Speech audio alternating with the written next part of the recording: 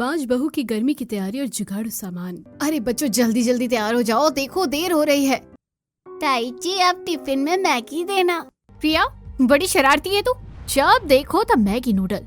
चुपचाप रोटी ले जा, रोटी बनी है। नहीं नहीं माँ, मैं रोटी नहीं ले जाऊंगी। अच्छा मम्मी आप पराठा बना दो मेरे लिए, जैसे आप बनाया करती हो। देखो ठंडी में आपने कितना बढ़िया पराठा बनाया है, जो टेस्टी और मुलायम भी रहता है। ओके मैं वैसे ही बना देती हूँ। फिर काव्या सोनू और प्रिया को गर्मा गर्म पराठा बनाकर देती है और नैना उन्हें स्कूल छोड़कर आती है। हम बच्चों को कुछ ज्यादा अच्छा बनाकर नहीं दे पाते, लेकिन हमारे बच्चे कम में भी कितने खुश हो जाते हैं ना। हाँ दीदी, बहुत प्यार से रहते हैं। मेरी 5 बहुएं मिलकर रहती है तो बच्चे कैसे ना रहेंगे। वहीं स्कूल में ब्रेक के समय जब सोनू टिफिन खोलता है तो उसका पराठा भाप से पिघल गया होता है। ये क्या, पूरा पराठा गीला हो गया। माँ जी से ताई जी से एक ही चीज ढंग की मांगी, वो भी पूरा पराठा गला दी है। तेल से सेकी या पानी से? अरे बुद्धू, गर्मा गर्म टिफिन में बंद होगा तो वो भाप से गीला होगा। गर्मी आ रही है, पता नहीं है क्या? चिंटू की बात सुनकर सोनू और प्रिया उदास हो जाते हैं। अगली बार से ध्यान रखूंगा, अब तो यही खाना पड़ेगा। दोनों बच्चे भाप का गला पराठा खाने लगते हैं। दोपहर का समय था, बच्चे स्कूल से लौट आए थे।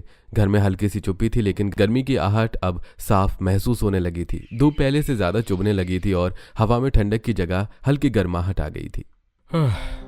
अरे बहू जरा एक गिलास पानी देना, गला सूख रहा है आज तो कुछ ज्यादा ही, बहुत ज्यादा गर्मी है। जी पापा जी, अभी लाई, ठंडा ही दे रही हूँ। काव्या ने मटके से पानी निकाला और गिलास भरकर महेश जी को दिया। अरे बहू ये क्या, पानी हल्का गर्म क्यों है? तुमने गर्म करके लाया है क्या? नहीं पापा जी, मैंने तो सीधा मटके से निकाला है, पर आज धूप कुछ ज्यादा ही है, शायद इसी वजह से पानी भी हल्का गर्म हो गया है। अरे मतलब अब मटके का पानी भी ठंडा नहीं रहा? सच में पापा जी, सुबह जब मैं पानी भर रही थी तब भी लगा कि पानी में वो ठंडक नहीं रही। लगता है गर्मी सच में शुरू हो रही है। हाँ, आज सुबह आंगन में धूप भी इतनी तेज लगी, लगता है ठंडी पूरी तरह से विदा हो गई। अभी तो मार्च ही है, अगर अभी से ऐसा हाल है तो अप्रैल और मई में क्या होगा? सही कह रही है तारा, अब तैयारी करनी पड़ेगी वरना इस बार की गर्मी बहुत सताएगी।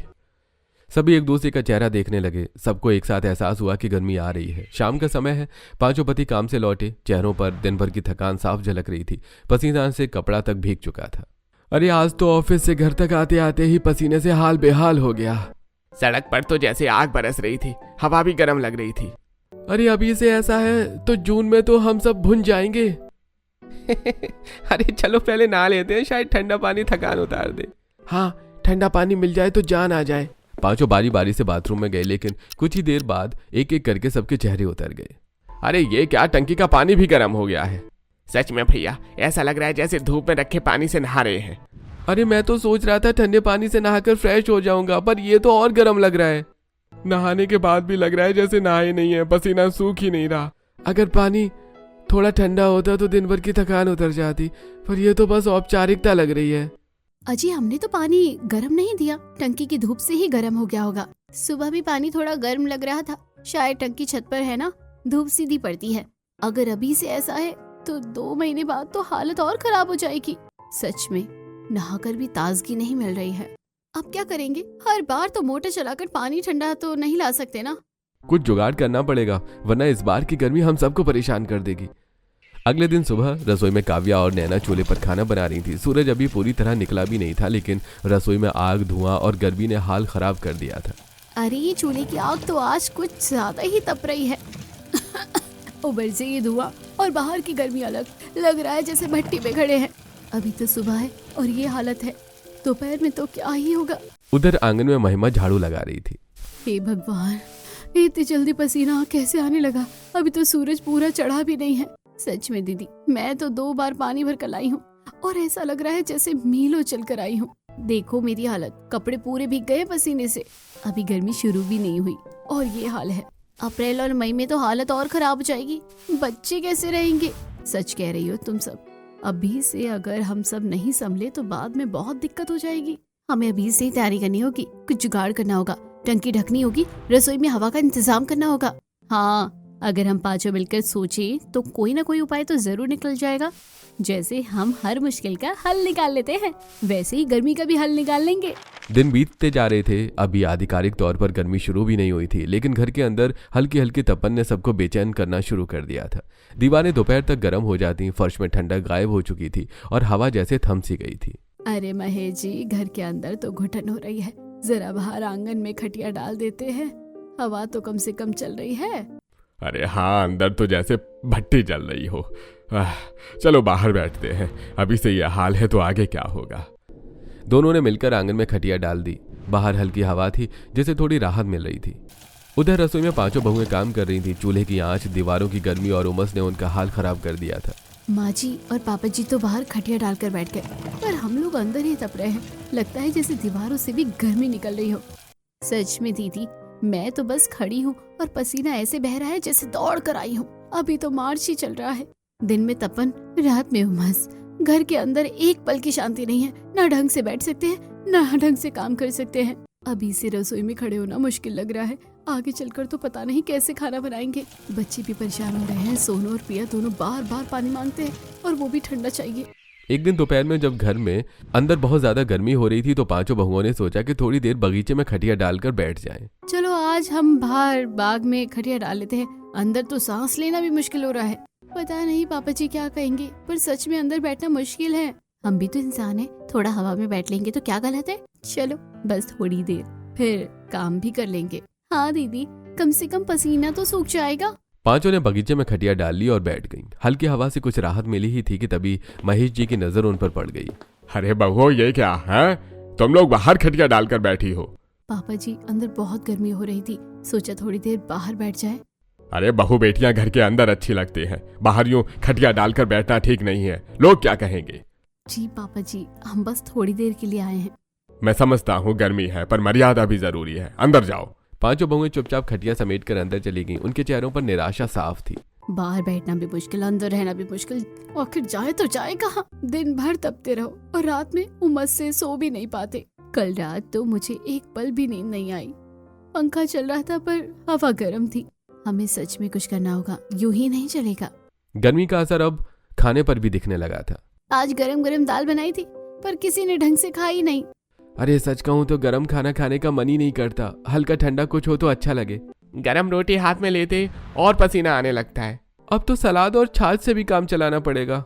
बर्तन धोकर धूप में सुखाने रखे जाते तो कुछ ही देर में इतने गर्म हो जाते कि हाथ लगाने पर चटका देते। अरे ये प्लेट तो आग जैसी हो गई, अभी तो रखी थी धूप में। सच में अभी गर्मी आई भी नहीं और बर्तन ऐसे तप रहे हैं। अगर अभी से धूप इतनी तेज है तो मई में तो सब कुछ जल जाएगा। कपड़े धोकर सुखाने डाले जाते तो कुछ ही देर में सूख कर एकदम अकड़ जाते। देखो तो कपड़े ऐसे सख्त हो गए हैं जैसे इस्त्री करके रख दिए हो। फायदा तो है कि जल्दी सूख जाते हैं, पर इतनी गर्मी में ठीक नहीं। हर काम में दिक्कत, ना ठीक से खाना खा पाते हैं, ना चैन से बैठ पाते हैं। रात का समय है, सभी सोने की कोशिश कर रहे थे। पंखे चल रहे थे लेकिन हवा में नरमी और गर्माहट थी। ये उमस, आंखें बंद करती हूँ तो पसीना आने लगता है। मुझे तो लग रहा है जैसे सांस भारी हो रही है। दिन में तपन, रात में उमस, आखिर आराम कब मिलेगा? अब बस हमें कोई जुगाड़ निकाला होगा, ऐसे नहीं चलेगा। सही कह रही हो दीदी, अभी गर्मी शुरू भी नहीं हुई है और ये हाल है। जब असली गर्मी आएगी तब क्या होगा? हमें घर को ठंडा रखने का कुछ उपाय करना होगा। टंकी ढकनी होगी, खिड़कियों पर गीले पर्दे लगाने होंगे। शायद आंगन में पानी के छिड़काव करे तो ठंडक रहे, और मिट्टी के घड़े ज्यादा रखेंगे और छाछ और नींबू पानी पियेंगे और बच्चों को भी राहत मिलेगी। हाँ, हम पांचों मिलकर कोई ना कोई रास्ता जरूर निकालेंगे। ये गर्मी हमें हरा नहीं सकती। जब हम एक हैं तो हर मुश्किल आसान है। पांचों बहुएं पसीने में भीगी थीं लेकिन उनके इरादे मजबूत थे। गर्मी ने अभी पूरी तरह दस्तक नहीं दी थी, लेकिन पांचों बहुओं ने तय कर लिया था कि इस बार वो हाथ पर हाथ धरे नहीं बैठेंगी। हर दिन की परेशानी ने उन्हें सिखा दिया था कि अगर अभी जुगाड़ नहीं किया तो आने वाले महीने मुश्किल हो जाएंगे। एक सुबह काव्या आंगन में कपड़े सुखा रही थी कि तभी सामने वाली पड़ोसन सुषमा के घर से आवाजें आने लगी। वहां कुछ काम चल रहा था। अरे भाई, जरा संभाल कर उतारो उस पुरानी पानी की टंकी को, नई वाली ऊपर चढ़ानी है। ये पुरानी अब काम की नहीं रही। मजदूरों ने पुरानी बड़ी प्लास्टिक की टंकी नीचे उतार दी। टंकी थोड़ी पुरानी जरूर थी लेकिन पूरी तरह टूटी नहीं थी। अरे ये तो अभी भी काम आ सकती है, बस थोड़ी साफ सफाई की जरूरत है। इसे बाहर फेंक दो, कबाड़ी वाला आए तो उठा ले जाएगा।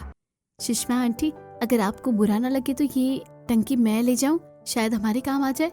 अरे बाहू, तुम इसका क्या करोगे, पुरानी हो गई है, हमने तो नहीं लगा ली। आप देखते जाइए आंटी, कुछ ना कुछ जुगाड़ निकल ही जाएगा। ठीक है, ले जाओ अगर काम आ जाए तो हमें भी बताना। काव्या ने नैना और शोभा की मदद से वो बड़ी टंकी घर में ले आई।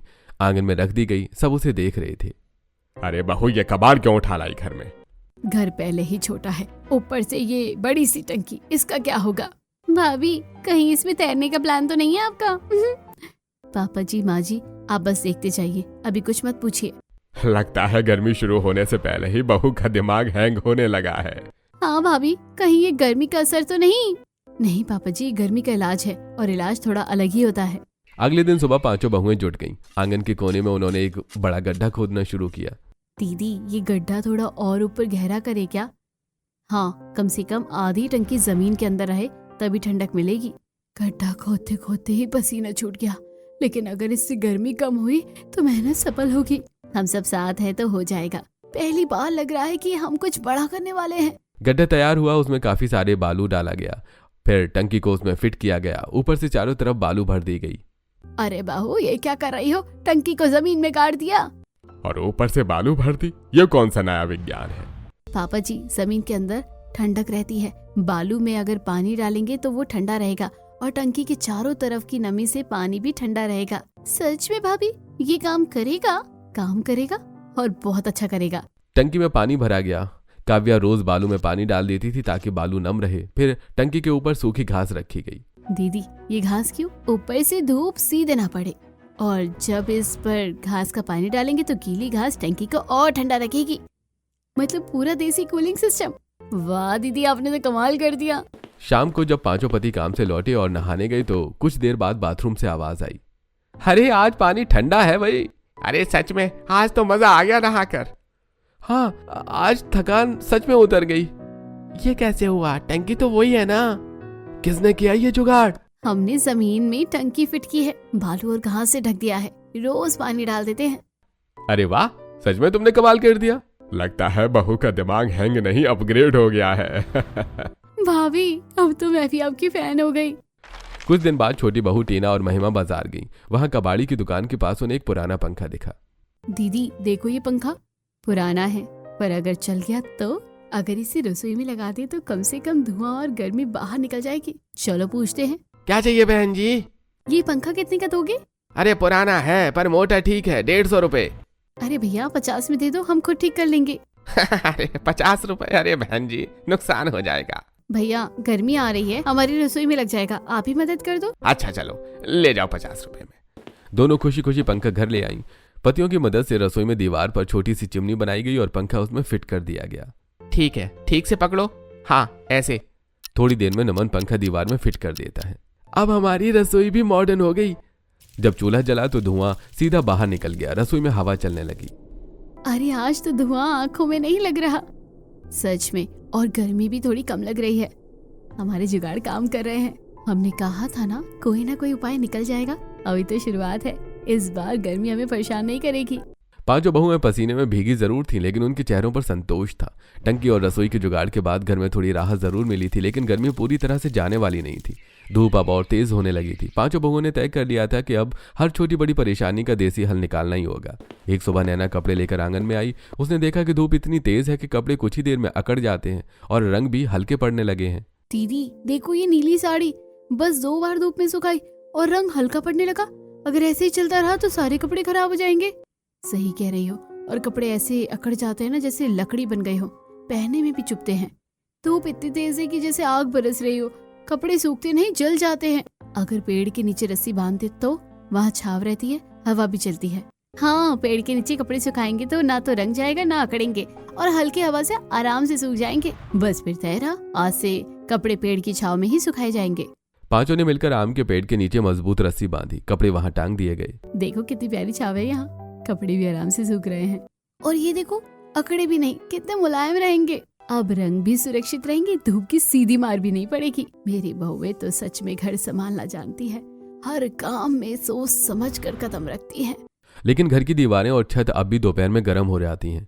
अंदर का तापमान कम करने के लिए बहुओं ने एक और योजना बनाई। अगर छत पर कुछ डालते जिससे धूप सीधे ना पड़े तो घर और ठंडा रह सकता है।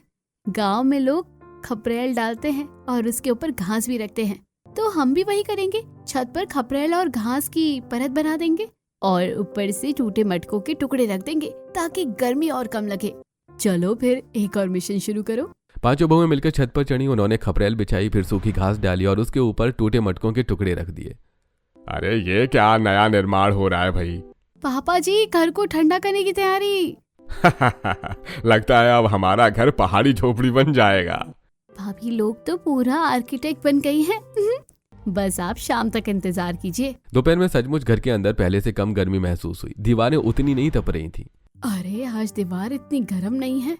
अरे भाई मानना पड़ेगा, बहुओं का दिमाग सच में तेज चलता है। एक दिन नैना और शोभा बाजार गईं। राशन की दुकान पर उन्होंने देखा कि कुछ पुरानी बोरी फटी हुई पड़ी है। दीदी, ये बोरी खराब है, शायद फेंकने वाली होगी। अगर इसे घर की दीवारों पर टांग कर गीला करते तो ठंडक मिलेगी। बिल्कुल, चले चलते हैं। घर आकर बहुओं ने दीवार पर कील की मदद से बोरी टांगी, फिर उन्हें पानी से भिगो दिया। देखो, गीली बोरी से ठंडक आ रही है। सच में घर एकदम ठंडा हो गया। अब तो पंखे की जरूरत भी नहीं पड़ेगी। थोड़ी देर बाद बहू ढेर सारी हरी घास लाई और घास की चटाई बनाई और उसे हल्का गीला करके बिछा दिया। अरे ये तो सच में ठंडी लग रही है। अब फर्श की गर्मी भी नहीं चुभेगी। अब घर पर पहले से ज्यादा ठंडा रहने लगा था। कपड़े सही रहते, दीवारें कम तपती और रसोई में धुआं नहीं होता। लेकिन एक समस्या अभी भी बाकी थी, ठंडा पानी। मम्मी, ठंडा पानी दो ना, बहुत प्यास लगी है। बोतल का पानी गर्म हो जाता है। हाँ, पानी की ठंडक अभी भी पूरी नहीं हुई है। पानी की समय से परेशान काव्या ने बड़े बड़े 2 मिट्टी के मटके बनवाए। उन्हें मोटे बोरे और कपड़े से ढककर रोज गीला किया जाने लगा। दीदी, ये तो सच में ठंडा हो रहा है। अरे ये तो बर्फ जैसे ठंडा है। अब बच्चे को भी ठंडा पानी मिलेगा। बच्चों की पानी की बोतलों पर भी गीला कपड़ा बांध दिया गया। मम्मी, आज बोतल का पानी ठंडा है। अब स्कूल में भी ठंडा पानी मिलेगा। मेरी बहुओं ने तो पूरे घर को ठंडा कर दिया। अरे सच में पहले गर्मी का डर था, लेकिन अब सुकून है। हमारी पत्नियां इंजीनियर से कम नहीं है, देसी जुगाड़ की महारानी जो हो चुकी हैं। अब घर एकदम ठंडा, सुकून भरा और व्यवस्थित था। कपड़े सही रहते, खाना केले के पत्तों पर परोसा जाता, मिट्टी के बर्तनों में पानी ठंडा रहता और सभी स्वस्थ महसूस करते। गर्मी अब भी थी, लेकिन पांचों बहुओं की जुगाड़ के सामने उनकी ताकत कम पड़ गई थी। घर में अब तपन नहीं, ठंडक का माहौल था। घर अब पहले से काफी ठंडा रहने लगा था। छत पर खपरेल और घास, दीवारों पर गीली बोरी, अंदर घास की चटाई और ठंडे पानी के मटके सब मिलकर घर को सुकून भरा बना रहे थे। लेकिन पांचों बहुएं यहीं रुकने वाली नहीं थी। जब पानी मिट्टी के मटके से ठंडा रहता है और स्वाद भी अच्छा होता है, तो खाना भी अगर मिट्टी के बर्तन में बने तो कितना पौष्टिक होगा। हाँ दीदी, दादी कहती थी कि मिट्टी के बर्तन में बनाना और खाना शरीर को ठंडक देता है। और गैस की तेज आंच के बजाय चूल्हे पर मिट्टी की हांडी रखेंगे तो स्वाद और भी बढ़ जाएगा। चलो फिर आज से एक और नया जुगाड़ शुरू करें। इस बार रसोई भी देसी और सेहतमंद होगी। पांचों बहुओं ने मिट्टी की ढांडी, तवा और देगची बनाई। चूल्हे पर जब मिट्टी की हांडी चढ़ी तो पूरे घर में मिट्टी और मसालों की खुशबू फैल गई। अरे ये कैसी प्यारी सी खुशबू आ रही है, जैसे पुराने जमाने की रसोई हो। माँ जी, आज दाल मिट्टी की हांडी में बनी है और साथ में सब्जी भी। अरे वाह, स्वाद तो सच में अलग है और हल्का भी लग रहा है पेट में। अब तो होटल से भी अच्छा खाना घर पर मिल रहा है। उसी दिन दोपहर में पड़ोसन कांति आ गई। अरे बहू, जरा पानी मिलेगा? बाहर से आ रही हूँ, बहुत प्यास लगी है। क्यों नहीं आंटी जी, अभी लाई। नैना ने मटके से पानी निकाला और गिलास में भरकर दे दिया। अरे इतना ठंडा पानी, तुम लोगों ने फ्रिज लगा लिया है क्या? नहीं आंटी, फ्रिज नहीं, ये तो मटके का पानी है। क्या मटके का? पर इतना ठंडा कैसे?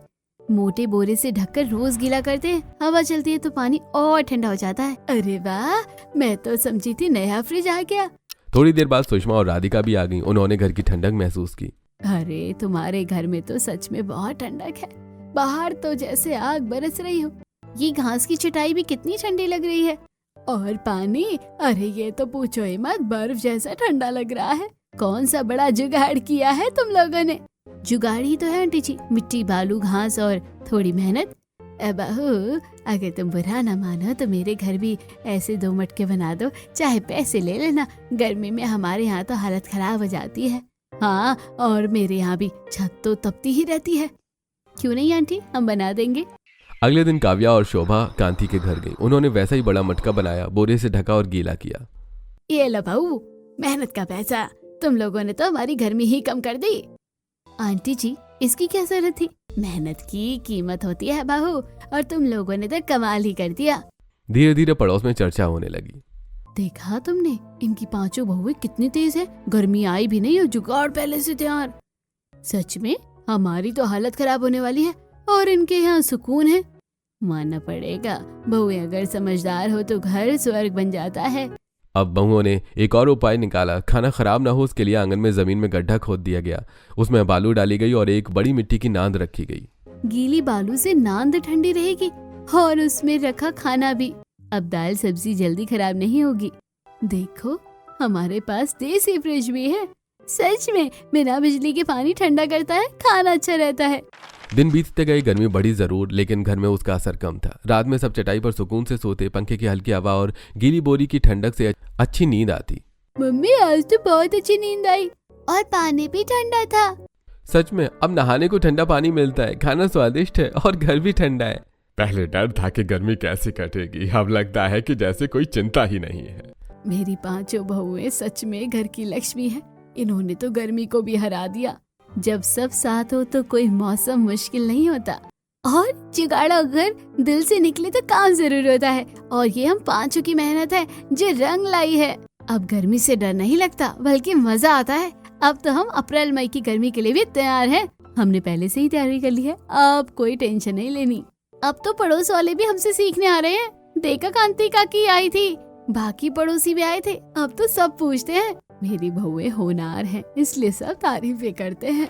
इस तरह दिन बीतते गए। घर ठंडा, खाना पौष्टिक, पानी बर्फ जैसा ठंडा और सबके चेहरे पर संतोष। गर्मी शुरू ही हुई थी, लेकिन पांचों बहुओं के जुगाड़ के आगे उसकी तपन भी फीकी पड़ गई। अब घर में परेशानी नहीं, सुकून था और हर कोई दिल से खुश था।